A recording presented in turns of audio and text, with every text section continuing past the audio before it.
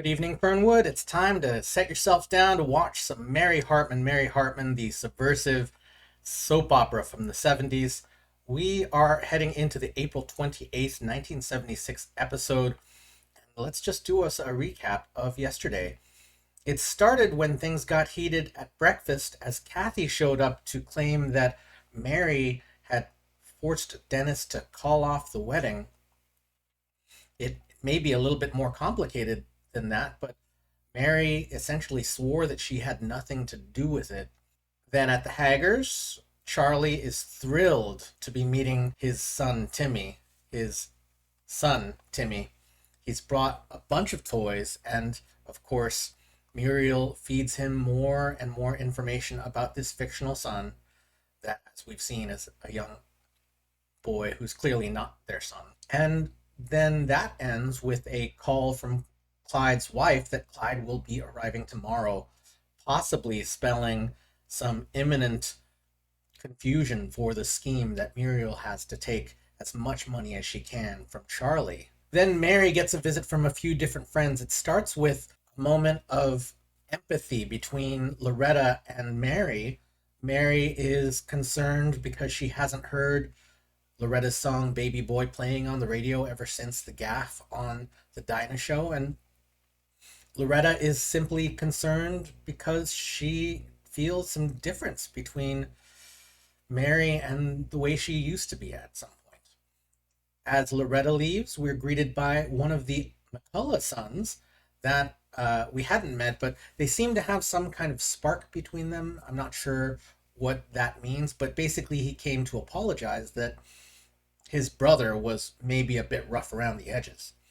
Then Mary receives a call from Dennis, who is reminding Mary that he's hoping that she will come on Thursday. That's my recap of the April 27th episode of Mary Hartman, Mary Hartman. Let's get started and see where things go.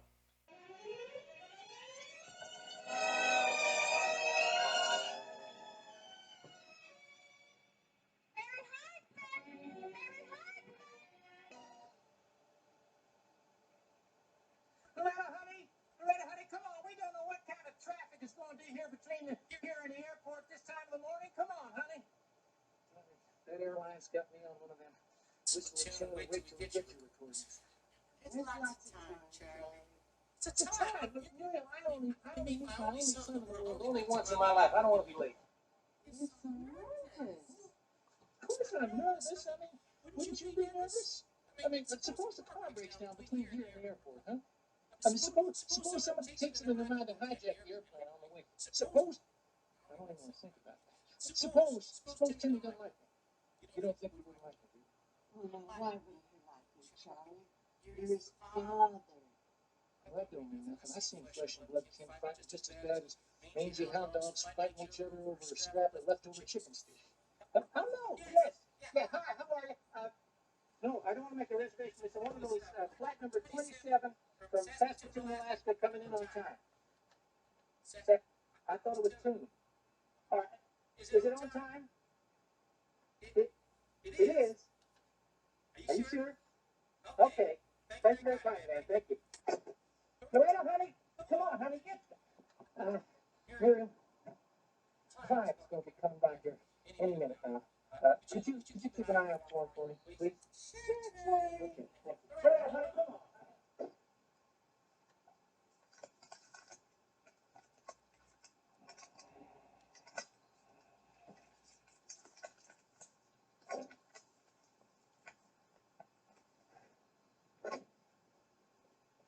Good morning. Morning, Mr. Munson. How was your fishing trip? Oh, just fine. Is Charlie home? I think he wants to talk to me. Mr. Munson, I'm going to ask you a personal favor. Sure. What's up?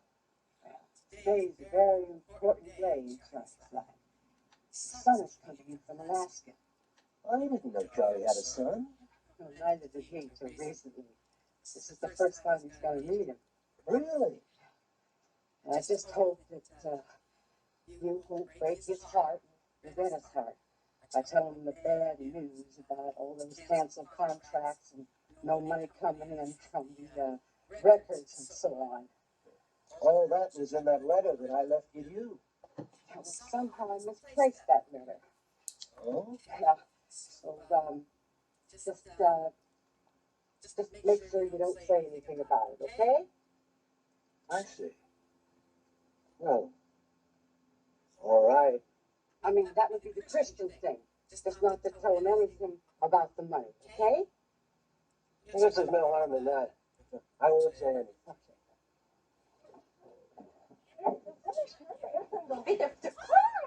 Hey, Clyde, how are you? Hey, oh, honey, if you ain't a sight for sore eyes. It's just an expression we say back home. Speaking of home, it is so good to be back home from California. And honey, thank you for arranging everything. Hey, Clyde, thanks for that check. Thanks for that check. And also thanks in advance for all the money that's going to be coming in from Loretta Singer and her new album and all. Well, listen, I know we've got a lot of business to talk about, and I shouldn't have got you over here just now because, you see, I just don't feel like I have time right now. I heard about your son coming in. That's something. How about that? Me being a father. Can you imagine that? Congratulations. I guess that everything that we should know was in that letter that your brother sent us from Detroit and all like that, the contracts and all we should know, but we never did set eyes on that letter, you see. I heard it was misplaced. Yeah, well, but it's all right, because I called your brother in Detroit, but I made a direct dial long distance, and he wasn't in, but I talked to his secretary, and she's going to put everything, she's going to put a copy of everything and put it in the mail, and it's on the way to us right now. Oh, Clyde, now is he not going to be the best business manager any singing superstar ever had? I swear to you. Look, I know you're in a hurry. I'll just be running along. Okay, well, so on, but come back soon. I want you to meet my son. How long is he going to be staying? Oh, permanently, I hope. Oh, that's great. I'll be in touch. So long, Clyde. Oh, Clyde, listen, Clyde, I just want to thank you heaps and heaps and heaps for making me a singing superstar and unbelievable, tongue down. We're all so excited. Unbelievable rich. I mean, it's more than any girl could ask. Yeah. Well, look. You're just fabulous. Fabulous. And we all just love you. You take care of yourself and have a nice day. Bye-bye. Honey, come on. Get moving, honey. Get your coat. Get going. Wait, I mean, we're going to have to wait for 3 hours in the airport. Honey, we don't know how long it's going to take us to get to the airport. And besides, the airplane might be early. Who knows? Maybe they got a tailwind or something. Now, get your... Okay, I can tell that there's no holding back your horses. Come on. Wait a minute. There's something I want to talk about. We can talk about it in the car here. Now, this is really important, and I want to discuss it here and now with both of you.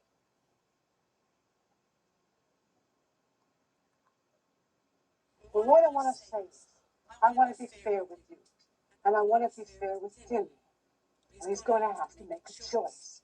Either he's going to come back and live with me, or he's going to stay here and live with you. Now, Muriel, I want to warn you that I am going to do the best job I know how at talking him into staying here with me, because I love that bear. I got father love in me, even though I never even seen him before. I got father love racing through my veins, just like a chicken racing around the hen house when he's spooked by a fox. Well, that's what I was thinking.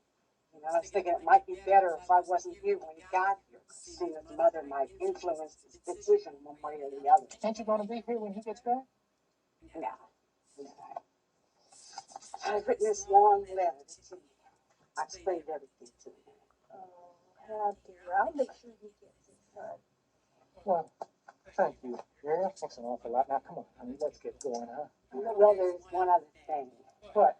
We talked about you giving me a little bit of money, like maybe $5,000. Yeah. Just to keep body and soul together and so. I got the check right there. What's the date? Yeah, the 15th. Okay. Now, $5,000, all right? 5,000. All right, 5,000. And it's Muriel Hagger. Yeah.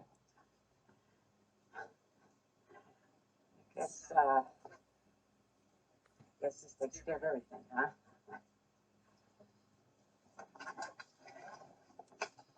I'm not going to close this out on nothing real, because there's going to be a lot more coming in, with the records and all that stuff, and I want you to use it in good health.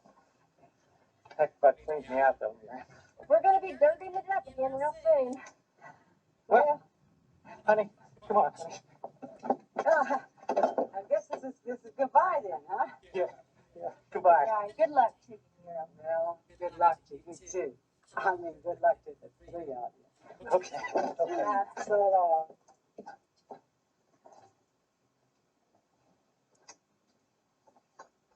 Mm.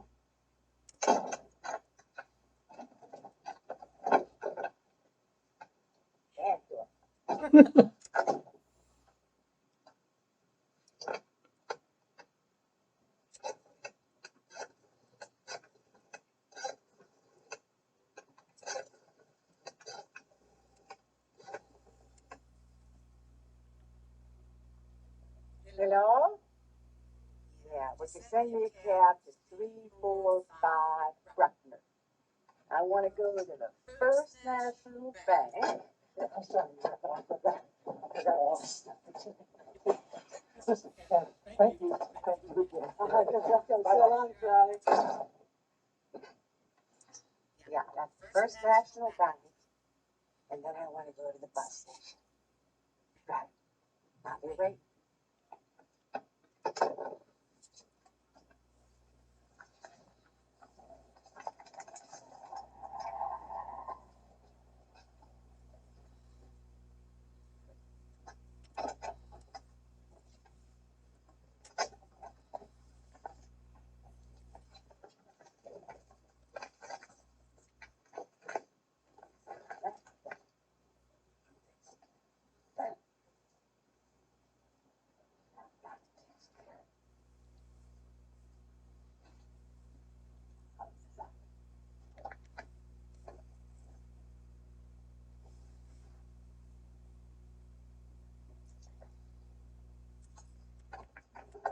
Everything's gonna be all right. Everything's gonna be all right.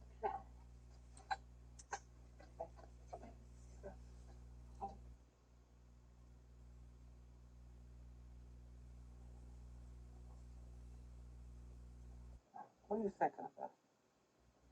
People. Oh, yeah, what about? How many people would you say there are in the world when you're all Oh, together? Yeah. I don't know, maybe 3 or 4 billion. See, that's exactly my point. What point? Well, I mean, most people in the world find somebody to be with. I mean, they get married or something, right? Yeah. Okay, so what if you didn't find one person? I mean, what if you didn't find the person you married, but you found someone else? And if you found someone else, but you hadn't found the other person in the first place, you wouldn't even miss the person you didn't find, right? So I was just thinking about that.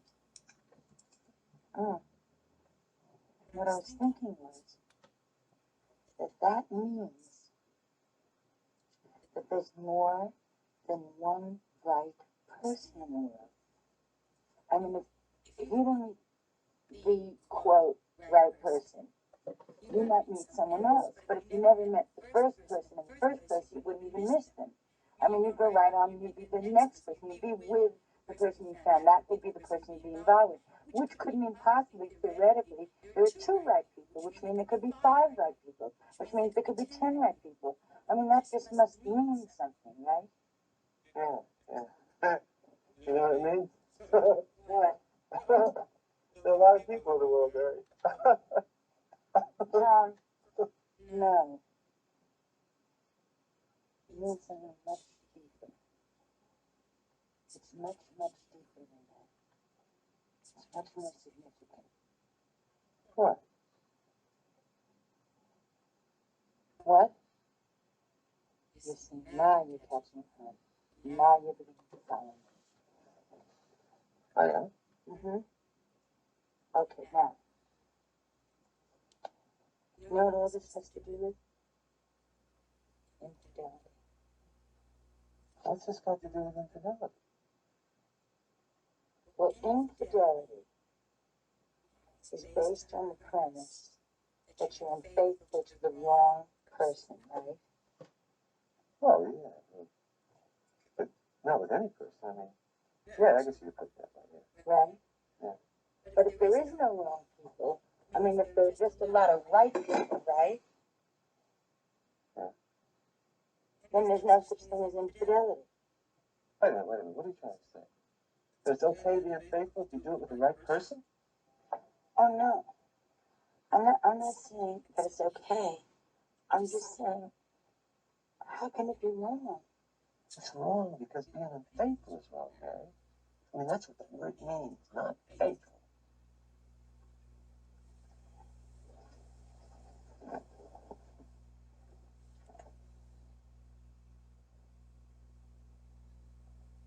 Do you think about being not faithful? Do I think about it? Oh, yeah, I think about it. I mean, after all, I look at all those new magazines like Hustler and all those girls you see on TV, selling used cars and Beziers and charge cars.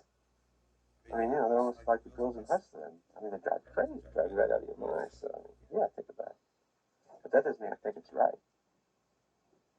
Men didn't sell used cars with Beziers or charge cars. She was in on TV. And we went to bed with her. Yeah, come on. No, look, honey, come on. That's a closed chapter. Lives, it really is. If you want to talk about it, I really don't want to talk about that. Honey, I made a big mistake. And I'm very, very sorry about it. And believe me, sweetheart, it won't ever, ever happen again. Believe me.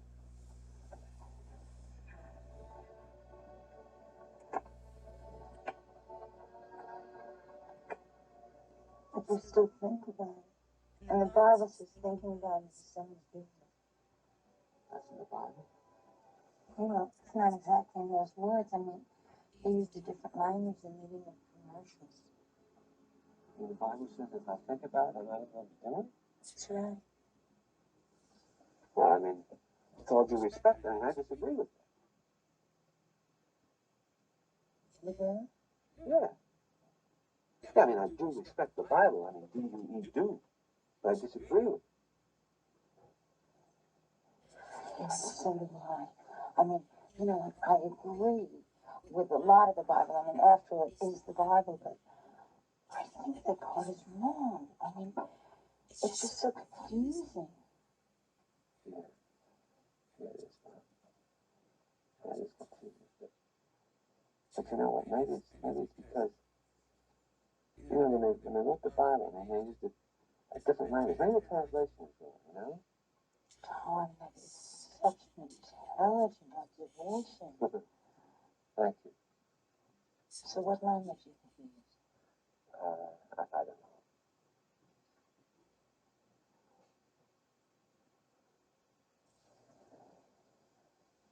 So what about being unfaithful? So what about it? Well, I just don't understand why a person should feel guilty about it if it isn't wrong. Well, who the hell says it isn't wrong? Who said it wasn't wrong? Well, I thought we disagreed on that. No, what we agreed on was that the Bible was written in a different language. That we just agreed on that. God, this is so confusing. I can't stand it. Life is so confusing. People are so confusing, especially themselves. If another person confuses you, you don't have to listen to them. But you can't not listen to yourself if you're confusing. Okay. Huh? Why are you so worried about infidelity, huh? Why are you worried? Are you thinking about being unfaithful or something?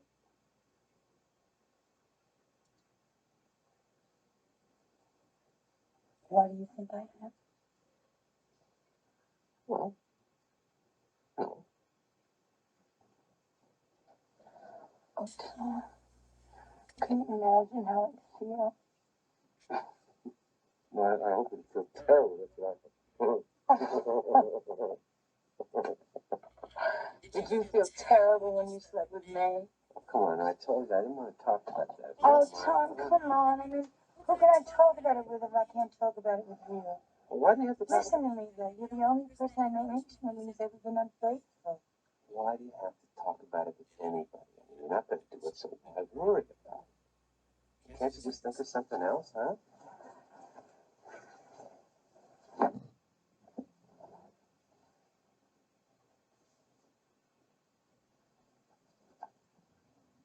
Tom, Yeah.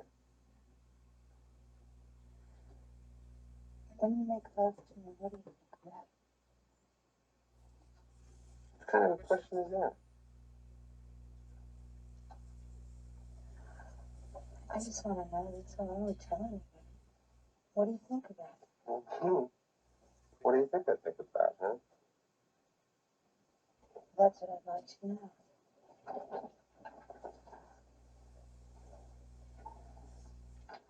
Do you have fantasies? Fantasy?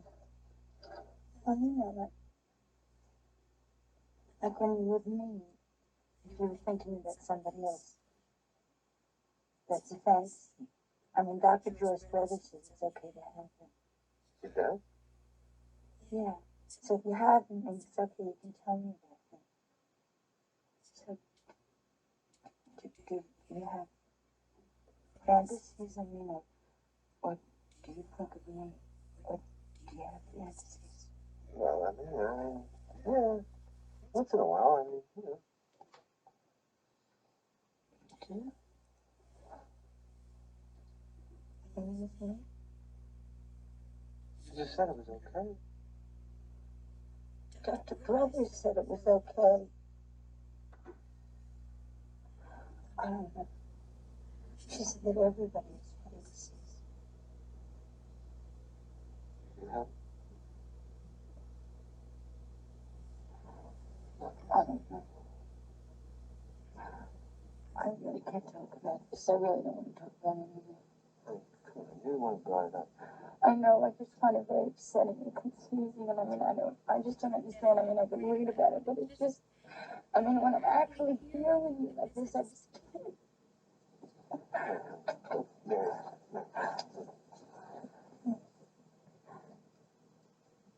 What? I was just like, Tom? Tell me what your fantasies. I really do want to hear about them. If you tell me about yours, that's okay. Really, I'll tell you about mine. I'll tell you everything, you know? oh, okay. Fine.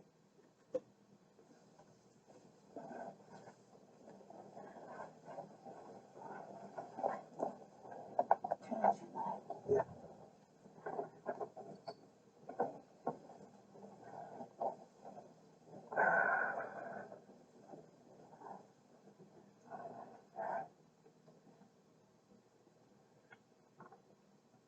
Tom, Hmm. do dreams count? Dreams count for what? Like if you dream about being unfaithful, is that the same as thinking about it?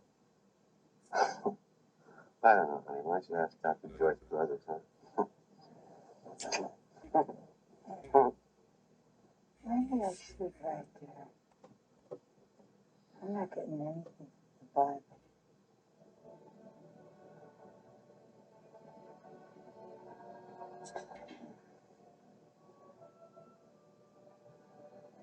I love you so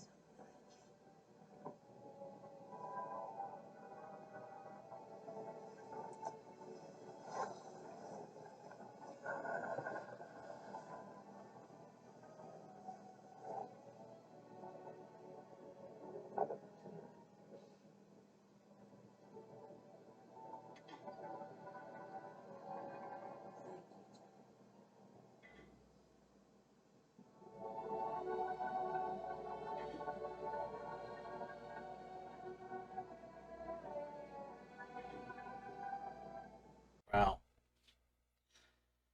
Wow, wow, wow. Let's jump it back a little bit. Of course, Charlie is excited to get to the airport to meet Timmy, who I don't think will actually be there. Clyde comes in and Muriel heads him off at the pass, keeps the news from getting to Charlie so that she can work out her plan. Then she bilks them for all they've got and leaves. And I don't think there will be a son to bring back home. guess at least they will have the truth about the situation, but that's just hurtful. And then we come back to the Hartmans, and I talk about infidelity. I think